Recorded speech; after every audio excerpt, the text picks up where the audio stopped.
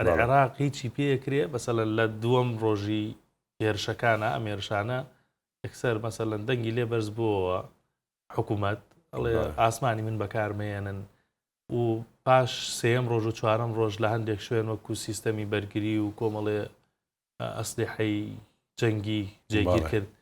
ئەمە چییە؟ ئێران عێراق بتوانێت ئاسمانی داخات و سیستەمی بەرگری هەیە ئەگەر مەسەلەن ڕوبەڕووی موشکێک بێتەوە یان درۆن بێتەوە؟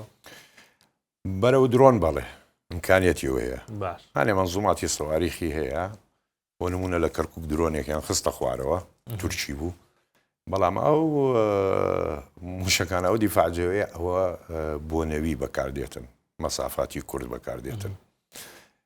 سیستەمێکی نییە بگاتە تیاری ئیسرائیلی نیەتی عێراق ئێستا. بۆ نمونە مەسەلەن S-300 بەبانەوە هەی بێتن یان 400 هەبێن نییە، ناتوانێتن.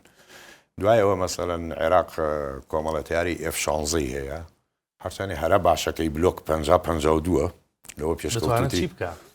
هەر بیرەرانیش بزانن کە عێراق بە فڕۆکەکانی دەتوانێت چی بکات، بە موشەکەکانی دەتوانێت چی بکات. ئێستا توانای عێراق لەو ڕوانەوە چەنە؟